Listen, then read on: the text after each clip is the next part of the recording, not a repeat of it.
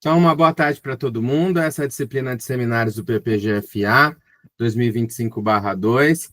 Hoje a gente conta com a presença da professora Ana, professora aqui da casa, que vai dar um seminário para a gente hoje sobre metrologia em feixes com alta taxa de dose e campos reduzidos, experiência com detectores luminescentes passivos, OSL-TL e ativo RL. E depois a aluna aqui também da casa, Giovana, vai dar continuidade à apresentação. Então, obrigado, Ana, pela sua participação. Tá? Você tem o tempo que você julgar necessário. E aí eu vou só fechar minha câmera. E aí, qualquer coisa, se tiver alguma pergunta ou algum comentário no chat, eu aviso você, tá bom? Tá bom, então. Mudei para o celular porque aqui a rede da UTF está horrível, né? Mas vamos lá, a Giovana está compartilhando, vou pedir para ela ir passando, né? Boa tarde, pessoal. Então, eu vou falar um pouquinho sobre o nosso trabalho aqui no PPGFA, que a gente também desenvolve no PPGEB, que é um programa de pós-graduação em Engenharia Biomédica. Eu sou professora permanente nos dois programas.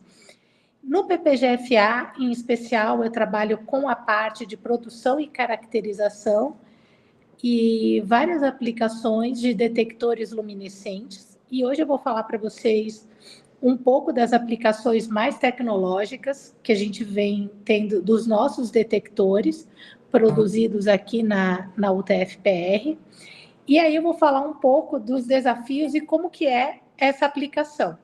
Então, a gente tem trabalhado com a metrologia, né, com a parte de dosimetria em feixes com alta taxa de dose e campos pequenos. Então, eu vou contar um pouco da nossa experiência da aplicação desses detectores luminescentes no modo passivo, né? Então, no modo passivo, a gente faz a parte da detecção e avaliação, a detecção das doses e a avaliação, o cálculo, a dosimetria é a posteriori. E aí, a Giovana vai falar um pouco da parte ativa da aplicação desses detectores luminescentes, né? Na parte passiva, a gente tem a dosimetria por luminescência oticamente estimulada e termoluminescência. Então, vou começar explicando o que são essas duas técnicas, né? Então, Giovana, você pode passar, por favor? Isso. Então, aqui a gente tem um modelinho simplificado que explica o fenômeno OSL e TL. Então, aqui é o modelinho de bandas para sólidos, onde a gente tem ali na parte de cima excitação, período de latência e estimulação. Então, a gente tem um material ali que a gente chama de TLD, né? Detectores TL ou detectores OSL. Ele é exposto, ele é excitado com radiação, então pode ser raio-x, raio gama, feixe de elétrons, prótons, né? Qualquer tipo de radiação ionizante. E na parte de baixo, a gente tem ali a banda de condução e a banda de valência. Então, o que acontece, né?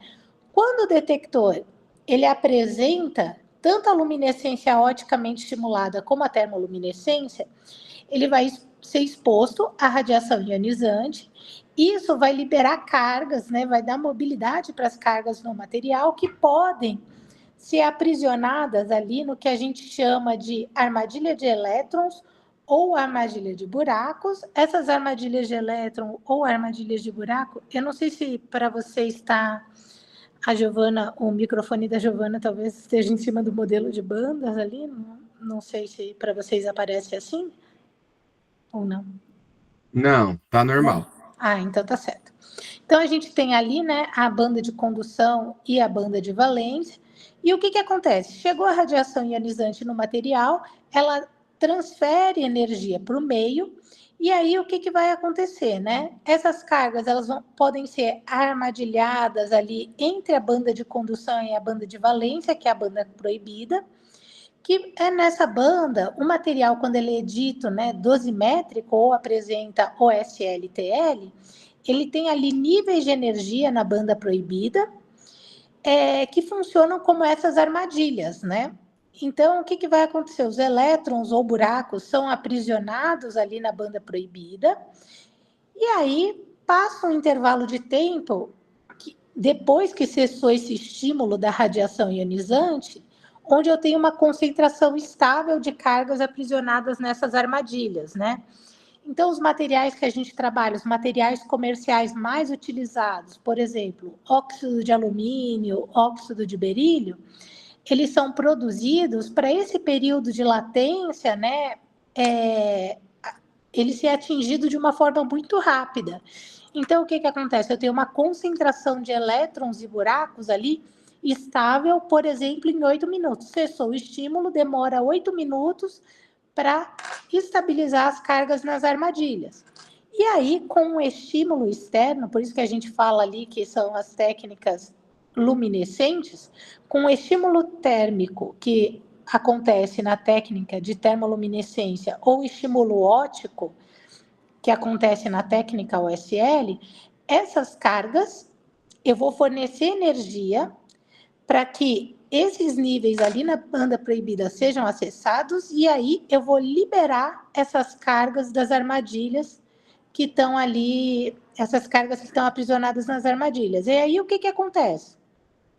Essas cargas, elas ganham energia, migram pelo material e se recombinam ali onde vocês estão vendo sinal OSL-TL, que é o que a gente fala que é um centro de cor ou centro de recombinação. Então, no caso da técnica OSL, a gente fornece energia exata, né? Por exemplo, com comprimento de onda na faixa do azul, né? A gente sabe que energia é igual a HC sobre lambda, né? Ou HF. Aí o lambda, né? O comprimento de onda para fótons na faixa do azul ali, né? Em torno de 450. A gente vai fazer o quê? Vai dar energia suficiente para acessar aquela armadilha naquela profundidade. As cargas são liberadas e se recombinam naquele centro ali, que é onde tem o sinal SLTL. No caso, pode passar, Giovana. No caso da técnica TL, o que vai acontecer? Eu vou esquentando o material, então vocês estão vendo aí, né, intensidade TL em função da temperatura. Eu vou esquentar o material, por exemplo, até 350. E aí, cada um desses picos corresponde, agora a gente sabe que energia térmica, né, é proporcional a KT, né, que vem lá da termodinâmica, a constante de Boltzmann vezes a temperatura. Significa o quê, né? Quando eu tenho esse pico, significa que eu estou dando a energia exata para liberar aquela carga da armadilha. Então, a gente tem armadilhas que a gente diz que são rasas, né, que estão numa temperatura mais baixa, e armadilhas que estão numa temperatura mais alta, que a gente fala que são as armadilhas profundas, e a gente tem o que a gente chama de armadilhas dosimétricas. Aquele modelinho de bandas que eu mostrei para vocês, que explica o fenômeno físico, ele tem só um nível de armadilhas em um nível de energia e um centro de recombinação. Em geral, a gente pode ter, que é um modelo de primeira ordem, né? Em geral, a gente pode ter armadilhas em vários níveis de energia, mais de um tipo de armadilha, por isso que a gente tem aí, né, esses vários picos na TL. Então, quando a gente esquenta o material, a gente vai ter uma intensidade termoluminescente ali, que é o quê? Eu estou dando energia para as cargas escaparem daquelas armadilhas. E o tanto de carga que está se recombinando ali vai ser proporcional à intensidade luminosa que o material está emitindo. Então, o que vai acontecer? Eu vou ter a termoluminescência e a luminescência oticamente estimulada. A concentração de cargas que foi aprisionada naquelas armadilhas vai ser proporcional à dose de radiação absorvida pelo material quando ele é exposto à radiação ionizante. E aí, o que a gente faz? Ou a gente integra a área embaixo desses picos, no caso da técnica TL, e associa essa intensidade luminosa com a dose absorvida, né? Que é a energia que o meio absorveu por unidade de massa. Ou a gente integra essa curva de decaimento no caso da técnica OSL. Pode passar, por favor, Giovana.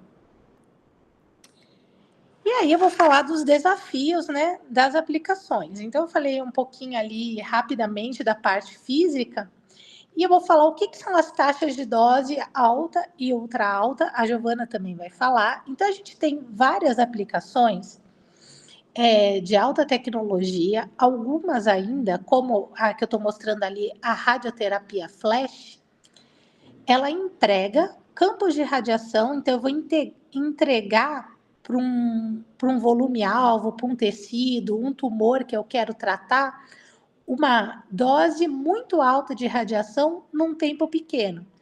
Em geral, opa, passou tudo, Giovana, acho. Tá. Aí, na radioterapia flash, o que acontece então? A taxa de dose ali na flash, ela é ultra alta. Então, o que é ultra alta, né? É maior que 40 grays por segundo. E aí, essa entrega de dose, ela é muito rápida. Então, para vocês terem ideia, na radioterapia convencional, você tem tratamentos, os tratamentos que entregam as maiores doses é a radiocirurgia. Então, numa radiocirurgia de dose única, a gente usa ali, né, em torno doses mais altas de 20 grays, né? E isso é entregue não na faixa de segundos, mas ali ao longo de alguns minutos. Então, é uma entrega de dose muito rápida. E aí, qual que é o problema, né? Então, a Giovana vai explicar um pouco, né, do que é a radioterapia flash, né? Mas a gente não tem detectores que respondam tão rápido, detectores ativos, a essa taxa de dose. E aí, o que acontece, né? A gente tem essas técnicas, radioterapia flash, ou então, né, imageamento utilizando radiação síncrona, que vão entregar uma taxa de dose muito alta ou uma dose num volumezinho pequeno, né? Então, uma dose muito alta num volume pequeno. E aí a gente vai ter as limitações dos detectores. Então, qualquer que seja a aplicação, a gente tem que fazer uma estimativa, a dosimetria. Por quê, né? Se for um tratamento, eu tenho que dar a dose correta para o paciente. Se for uma imagem médica, por exemplo, uma mamografia, ninguém quer receber uma dose muito alta de exposição aos raios-x, porque a radiação ionizante tem efeito biológico. Então, o que a gente faz? A gente controla, faz a dosimetria, ou para atingir, no caso das terapias, utilizando radiação como a radioterapia, atingir o objetivo diagnóstico entregando uma dose alta, porque eu quero que tenha um efeito biológico, ou então, no diagnóstico por imagem, como mamografia, tomografia, raio-x, a gente quer que essas doses, né, elas sejam o menor possível para a gente atingir o objetivo diagnóstico sem que eu tenha um efeito biológico ou uma reação tecidual, que a gente fala, né, que é um efeito determinístico, tá? E aí, o que acontece, né? Pode passar, Giovana. Vou mostrar aqui para vocês, a gente tem falta de instrumentação e detectores para garantia de qualidade, né? Que a gente fala o QA, né? O Quality Assurance. Então, qual que é o principal problema? Tanto na radioterapia como no diagnóstico por imagem, os detectores, eles são calibrados dentro de uma cadeia metrológica, com rastreabilidade, tem normas específicas para você fazer a dosimetria dos feixes. Então, no diagnóstico por imagem, a gente tem normas da Anvisa, onde a gente faz, por exemplo, qual que é a dose entregue para o paciente, monitora aquilo, né? Vê se os valores estão otimizados. Na radioterapia, durante um tratamento, tem que ser checado os tratamentos de alta tecnologia, como a radiocirurgia, tem que ser checada a entrega de dose 2 vezes ao longo do tratamento e ver se realmente a dose que está sendo prescrita pelo médico, o radioterapeuta, é a dose que está sendo entregue para o paciente no tratamento. E aí, o que vai acontecer? A gente utiliza ali, né, dispositivos eletrônicos que são câmera de ionização, né, ou alguns detectores que eles não respondem de forma tão rápida. Então, quando a gente está utilizando, por exemplo, a radioterapia convencional, tudo bem, a câmera de ionização ela vai responder ali dentro de um determinado intervalo de tempo que eu consiga coletar as cargas. A câmera de ionização, normalmente você tem um material ali que pode ser um gás ou algum outro tipo de detector e eu vou coletar as cargas produzidas pela radiação ionizante dentro daquele volume, se for um gás, por exemplo, né? Aplicando uma diferença de potencial, E aí, o que acontece, né? Se eu tenho uma dose alta num tempo muito pequeno, eu estou produzindo muita carga. Então, eu tenho ali uma perda, né, de informação. Então, eu não consigo estimar a dose com precisão.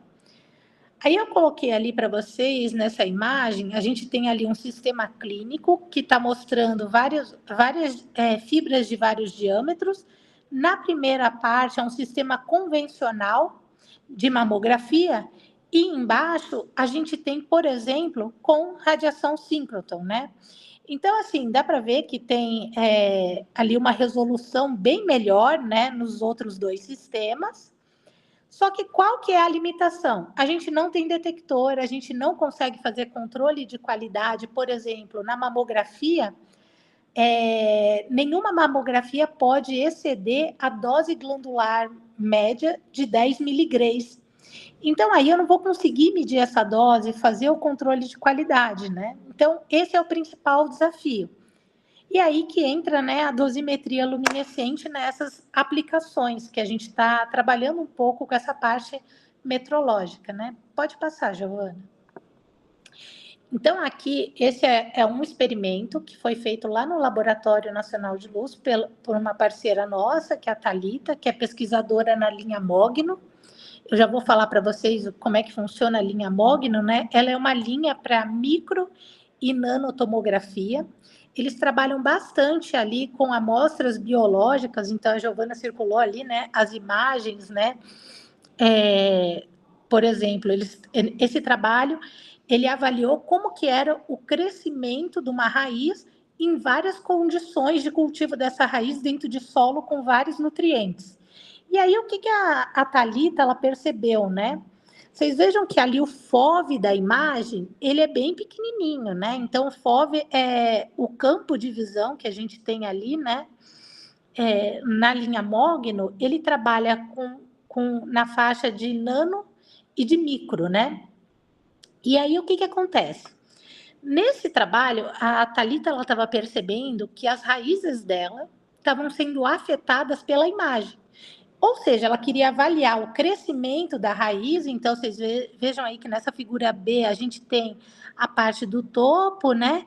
E aí a raiz ela vai crescendo ao longo dessa pipeta. E o que acontecia, né? Ela reparou que estava tendo, até no controle, né? A radiação ela estava afetando o crescimento da raiz. Então, esse efeito da radiação, quando começa a acontecer uma reação, é um efeito determinístico, né? Então, vai ocorrer acima de um determinado limiar de dose.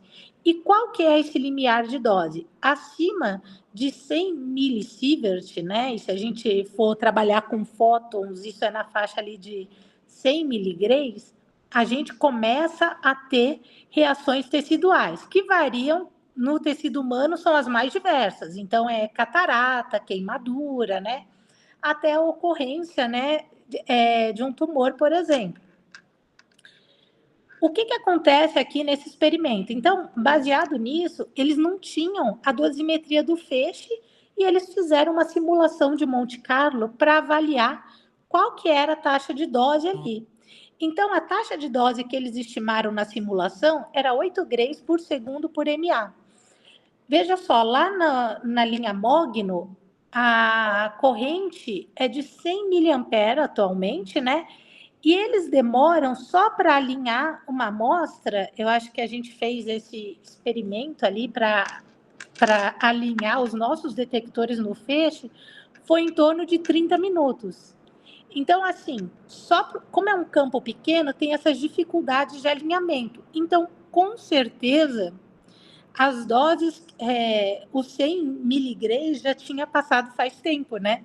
Com essa taxa de dose na simulação. Então, é importante validar esse dado. Esse é um dado simulado. Aí, o que a gente precisa fazer? Precisa verificar se as condições simuladas batem com as condições reais. Qual que era o problema? Lá eles tinham detectores que não estavam... toda nova linha ali, as linhas, né, dos Sirius, no Laboratório Nacional de Luz Síncroton, elas foram desenvolvidas todas com tecnologia nacional. Então, a maioria das coisas foram produzidas aqui no Brasil. Uma outra coisa teve que ser comprada fora, mas não a parte já industrializada, né? E aí toda a tecnologia nacional. E aí eles estavam com problema na parte de detectores. Então, o que aconteceu? Eles tinham um detector ali que só media a fluência. Então, eles só conseguiam simular. Ele não dava uma medida direta da dose. O que a gente fez? A gente utilizou os nossos detectores luminescentes para fazer um comissionamento da linha, né? Comissionamento, então, é a primeira medida que você faz para abrir a linha, né? Para dizer como é que estão as condições do feixe, né? E aí a gente entrou dentro do comissionamento na parte de dosimetria para avaliar as doses, né? Então, Giovana, pode passar? A partir desse problema. Então, a gente entrou na chamada de comissionamento da linha Mogno. Aí vocês estão vendo ali, né, que essa chamada consistia na caracterização de detectores passivos de estado sólido para dosimetria. E aí eu coloquei ali para vocês verem, né, como é que funciona os focos, né? Então a gente tem ali a nanoestação com os tamanhos, com os FOVs, com a resolução ali dentro, né, daquele sistema de imagem. Então é uma resolução bem alta. E aí essa fotinho, né, é ali na cabana da Mogno, né? Essa foi parte do mestrado da Giovana e também de outro trabalho que eu desenvolvo em conjunto com o PPGEB. Pode passar, Giovana? E aí, qual foi a nossa ideia, né? Então, a Giovana ela vai falar um pouco dos filmes que a gente produz aqui no laboratório, né? Que são filmes baseados no fluoreto de cálcio. Então, essas fotos são os filmes produzidos pela Giovana. E a gente trabalhou também com detectores comerciais, como o Thermalox 995, que é baseado no óxido de berílio. Além disso, a gente também utilizou detectores de fluoreto de cálcio, com a técnica TL, e eu coloquei ali, a título de curiosidade, o geodosímetro, né? Que também foi utilizado, mas ele é um tipo diferente de detector, ele não é luminescente.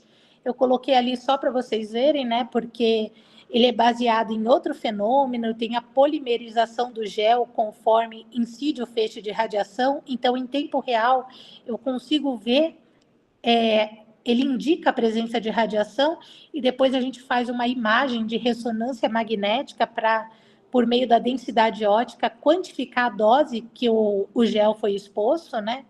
Então, aqui para vocês verem, essas pastilhas de fluoreto de cálcio com a técnica TL, elas são utilizadas hoje no Brasil para monitoração individual.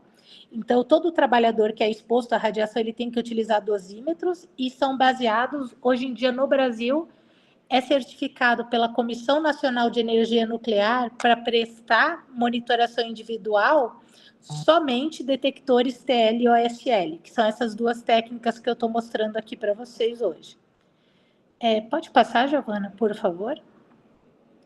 Então, aqui, né, a gente tinha um arranjo experimental ali na linha Mogno, onde a gente posicionou os nossos detectores na posição ali em 2.7, deixa eu ver se eu consigo achar aqui, não está indicado, né? Mas a gente posicionou os detectores ali entre o ponto focal e o detector. Esse detector que está mostrando ali, pessoal, ele é um detector que ele vai medir o fluxo, né? Então, veja que ele vai dar ali quantos fótons por segundo por unidade de corrente, né? Por 100 miliampere.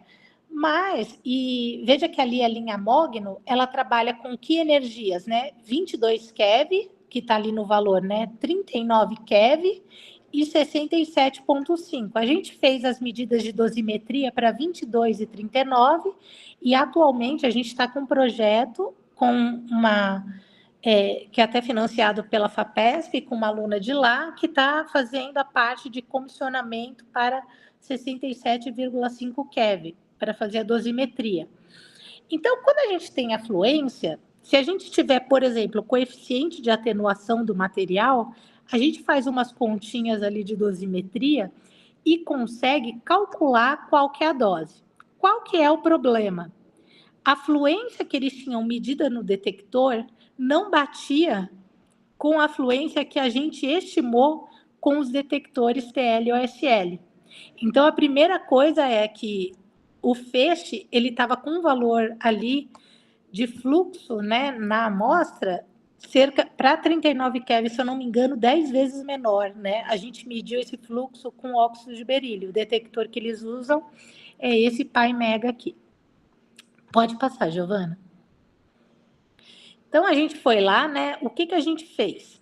Primeiro, né, a gente tem que calibrar esses detectores. Então, a gente faz o que a gente chama de dose e resposta. A gente vai lá em uma fonte conhecida. Então, essa fonte, ela é toda...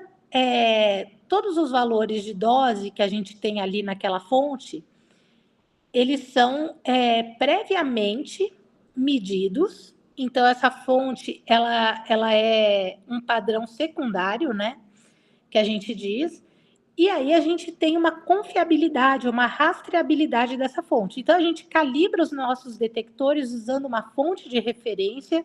Aqui, no caso, a gente fez com fótons do cobalto, né? E raio-x também, em algumas energias que eu vou falar ali para vocês, que são próximas das energias que a gente encontra na linha Mogno. Só que qual que é o problema? Na linha Mogno, as doses são muito mais altas. Aqui as nossas fontes são com doses baixas. Então, o que a gente teve que supor? Primeira suposição, falar que o detector estava respondendo do mesmo jeito para doses altas e doses baixas. Então, esse é um experimento que a gente já viu, os detectores que a gente trabalha dentro da faixa de dose que a gente mediu na Mogno, eles têm uma resposta compatível para doses baixas e doses altas. Ali na figura, onde está a figura de baixo, a gente tem o leitor RISO, que é um leitor que faz medidas de termoluminescência e luminescência oticamente estimulada. O leitor do lado, que tem uma tirinha branca ali, é um leitor que a gente tem na USP, que ele é desenvolvido ali, que ele faz medida em uma dimensão. Então, o RISO ele só faz medida em 0D e esse detector, esse leitor que a Giovana circulou, faz medida 1D. E ali, embaladinho, né, estão os nossos detectores. Eles eram realmente muito pequenininhos, né? Então, o tamanho do feixe era bem pequeno. Então, um dos desafios era, na calibração, a gente expunha o detector inteiro. Lá na linha Mogno, o tamanho do campo que a gente usou foi 2 por 7 por 2 por 7 milímetros. Então, assim, a gente tinha que fazer uma correção por área irradiada, então já entrava aí um outro problema, né? Fora as energias, as faixas de dose, né, que eram diferentes. Pode passar, Giovana? Então, a gente tinha que aplicar esses fatores de correção para a energia que a gente mediu lá na linha Mogno, fator de correção com respeito às diferenças de sensibilidade dos detectores, né? Fator de correção quanto à massa dos filmes OSL, né? O que acontece? Os filmes OSL, a gente cortava eles são com base em elastômero. Então, dependendo do corte, como era um detector muito pequeno, podia dar diferença de massa, diferença quanto à área irradiada. Então, tinha uma série de correções no processo ali metrológico que a gente tinha que levar em consideração. Pode passar. E aí, então, só para vocês verem, né? Aqui a gente fez uma avaliação. A gente fez o quê? Uma calibração cruzada.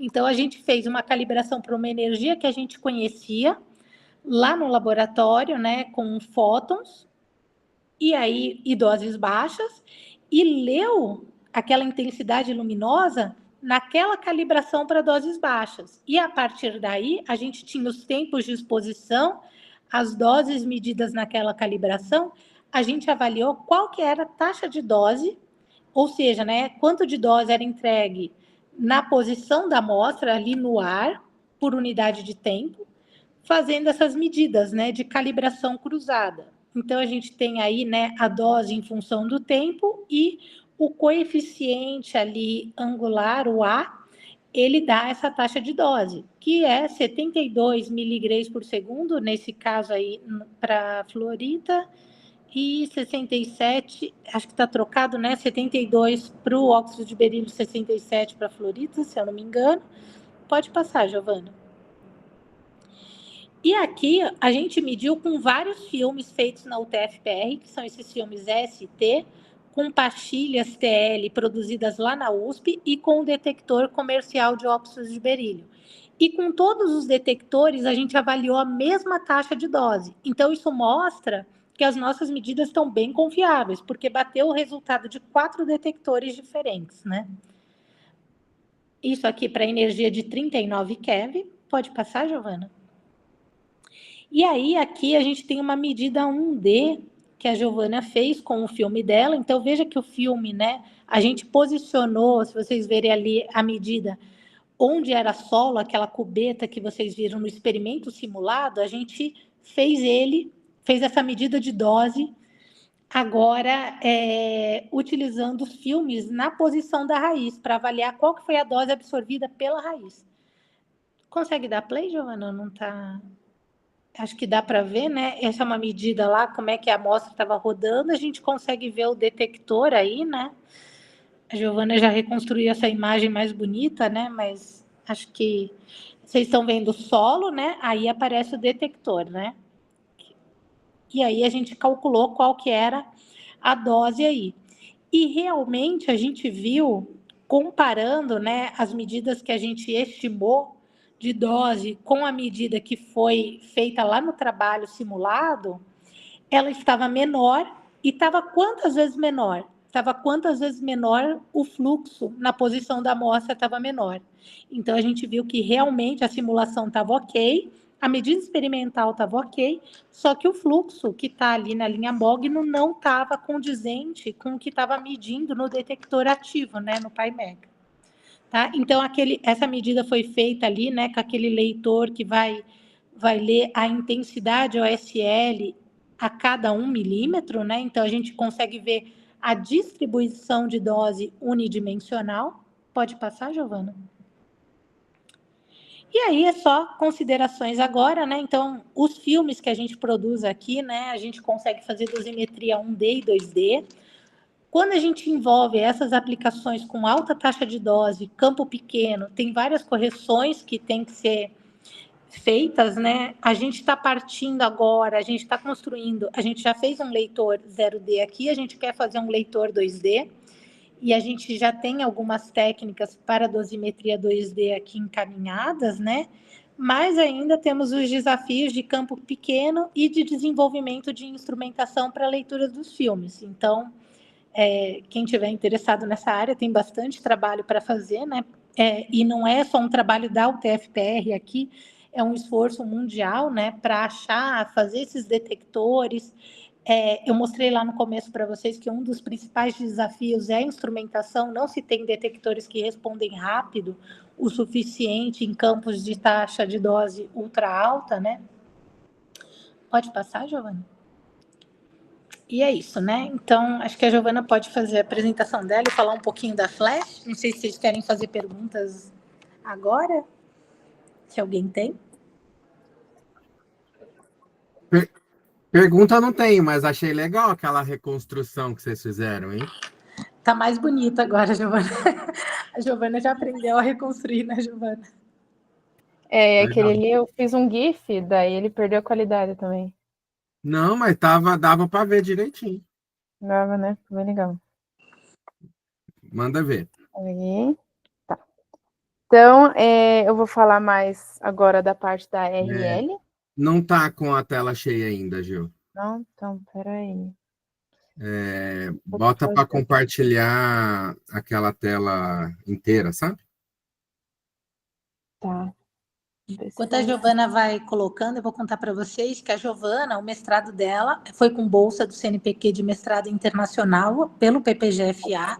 Ela já defendeu e ela é uma física experimental aí de primeira linha, né? Ela fez parte do mestrado dela no SCK, que é um centro belga para energia nuclear, onde tem um dos dois, tem 2 equipamentos comerciais no mundo que fazem radioterapia flash, que estão na parte de ensaios. Acho que eles estão nos clínicos, né, Giovana? Não sei se lá eles já estão, né? Mas tem, até onde eu sei lá, e tem um outro centro que também tem um comercial.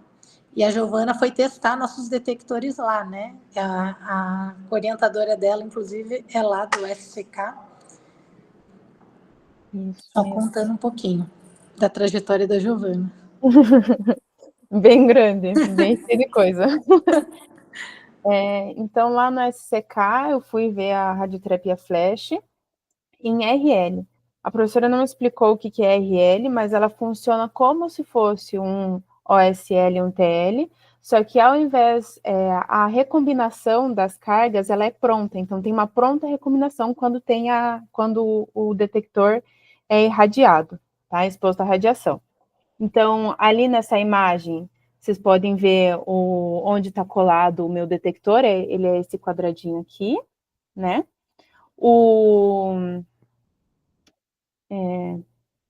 Aqui a gente tem o feixe, né? O feixe de elétrons e a câmera. Então, como é que funciona, né? Esse feixe, ele liga o filme, ele fica luminescente e a câmera pega essa luminescência que vai ser proporcional à dose, tá? Então, já podemos passar para o próximo. Então, nesse estudo, a gente tem a Ultra High Dose Rate, que é radioterapia em flash. O flash o efeito flash é quando a gente irradia, por exemplo, uma parte de um corpo, um tumor, né? E daí o tumor, ele responde igual como se fosse uma convencional, só que o efeito flash, eles conseguiram ver que ao redor do tumor, as células se preservavam, tá? E daí então, esse filme ele foi exposto em taxa de dose ultra alta e em convencional também. E em taxa de dose ultra alta, eu consigo mudar alguns parâmetros, como, por exemplo, o PRF, que é o Pulse Repetition Frequency, a frequência de repetição de pulso, o comprimento do pulso, o quanto eu deixo o shutter aberto, o número de pulsos e o tamanho do campo. E no convencional, eu consigo mexer na frequência, no número de pulsos e do tamanho do campo, tá? Então, na convencional, eu não consigo mexer no comprimento do pulso, quanto eu deixo ele ligado. Então, aqui foi só, né, as anotações de como eles foram feitos. E é assim que a câmera lê. Então, a gente tem 2 tipos de leitura dessa dosimetria.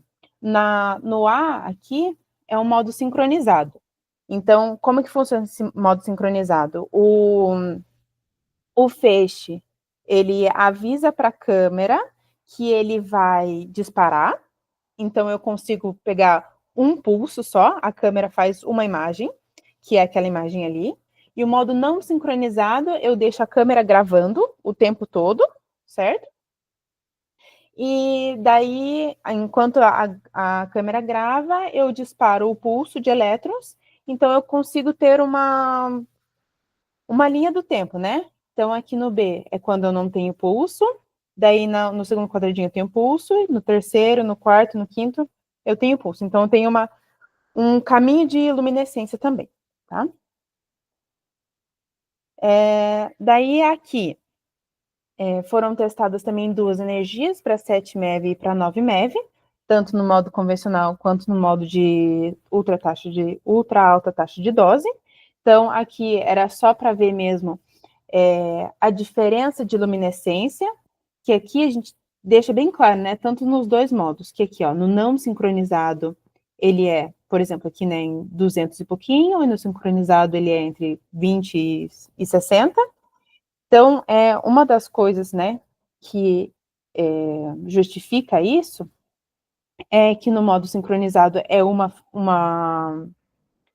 imagem só, no modo não sincronizado são várias, e que, assim, no modo sincronizado, ele faz o pulso de radiação e a câmera pega sempre no mesmo local da luminescência, certo? Então, tem o pulso e ele pega sempre no mesmo lugar da luminescência.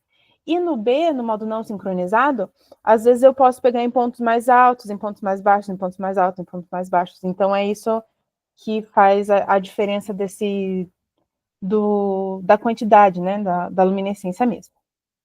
Daí aqui no 7 MeV e 9 MeV a gente tem diferença de energia, então, né, diferença de dose, e é isso que é interessante para vocês. Agora, aqui, um dos parâmetros que foi mudado foi o PRF, a frequência, né? Então, aqui a gente tem esses dados, eu fiz com 10 pulsos, e eles foram normalizados pelo último pulso, certo? Então, cada pulso foi dividido pelo 10º pulso. Então, aqui, ó, nesse primeiro quadradinho, eu testei 4 filmes, tá? Então, é por isso que tem S1, S2, daí no próximo vai ter S3 e S4. Então, aqui a gente tem o convencional não sincronizado e o convencional sincronizado. Então, o não sincronizado, a gente consegue ver um pouquinho de... Ele fica um pouquinho mais, né, estável, digamos assim, né? Cadê meu mouse? Nesse S1 aqui. E no modo sincronizado, a gente está vendo, ó, que ele começa a fazer um arco. Então, isso aqui é uma perda sistemática, tá? Porque E aqui, ó, tem essas cores aqui, né? Então, tem de 10, 20, 50, 75, 100, 150, 200 e 245. Então, a gente está vendo que eu estou perdendo sinal. E essa perda de sinal, ela pode ser relacionada com o tempo de reação de luminescência da fluorita, do decaimento, né? Então, aqui a gente vai ver várias imagens que representam a mesma coisa, né? Aqui, ó, agora é S3 e S4, então eles continuam no não convencional, no não sincronizado, ele continua um pouquinho mais estável, mas quando chega no sincronizado, ele perde bastante sinal, e é sistemático, né? Depois, quando a gente tem o comprimento do pulso, que só tem, esse parâmetro só pode ser mudado quando a gente tem taxa de dose ultra alta, né? Então, eu medi no modo não sincronizado e no modo sincronizado. Então, no modo não sincronizado, eu não tenho muita diferença de sensibilidade, certo? E no modo sincronizado, eu já consigo diferenciar quais filmes respondem qual a sensibilidade de qual filme, né? Aqui, o número de pulsos. Então, aqui eu estou dizendo que o número de pulsos, ele também é proporcional à dose, certo? Então, aqui eu fiz no convencional e com ultra alta taxa de dose. Alta taxa de dose, isso.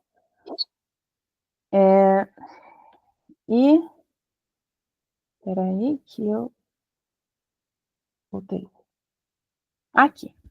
Então, quando eu estava fazendo os testes, eu vi que eu tava alguma coisa estranha, porque quando eu faço a medição de luminescência, eu escolhi uma AI, uma ROI, né? Então, todos os pontinhos que eu estava pegando, tava ok. Mas daí eu fui ver para campos maiores, que nem esse é o campo de 120 milímetros. E quando eu fiz uma distribuição linear ali, né, que é dada pela linha amarela, eu notei que eu perco sinal. E o filme, ele é meio que ali, a matriz é transparente, né, e quando eu coloco o fluoreto de cálcio, ele dá uma mudada de cor, ele fica um pouquinho mais rosa, mas é, assim, bem pouco rosa, nem dá para perceber tanto. Mas, então, ele é transparente, né? E aqui dá para ver que eu coloquei o detector grudado num Phantom, e esse Phantom, ele estava marcado com uma caneta preta, tá? Então, essas marcações pretas não são minhas, elas são marcações que já estavam no Phantom. Que são marcações para ver o tamanho do campo, né? Então, eu percebi que o meu material, né, ele depende do meio que ele está, né? Ele tem que estar sempre analisado do mesmo jeito, porque senão, se eu for analisar, né, na parte branca e depois pegar numa parte preta, não, que é onde ele perdeu o sinal, né? Ele passou por cima da linha, não vai ser condizente com a realidade.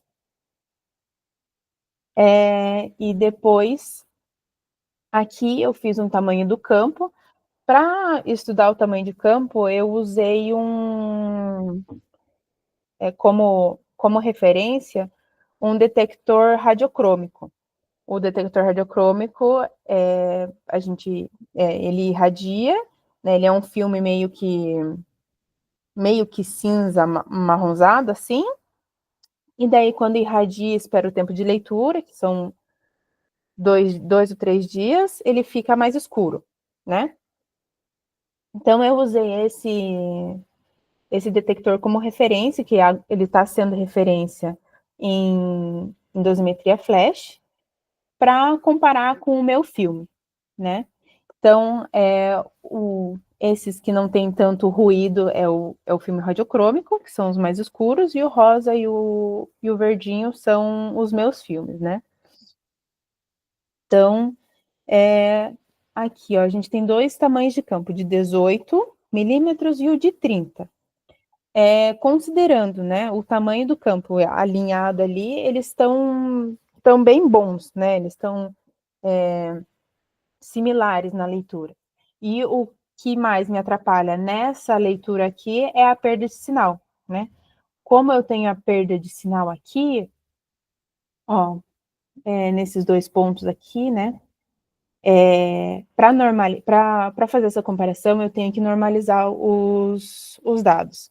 E eu normalizei os dados pelo pico, pela, pela, pela posição do pico, certo? Então é por isso que a gente tem essa diferença, né? Os meus 2, eles parecem um cabelinho aqui, né? Porque os dados, eles estão normalizados pela posição do pico, que ele deveria tá mais baixo.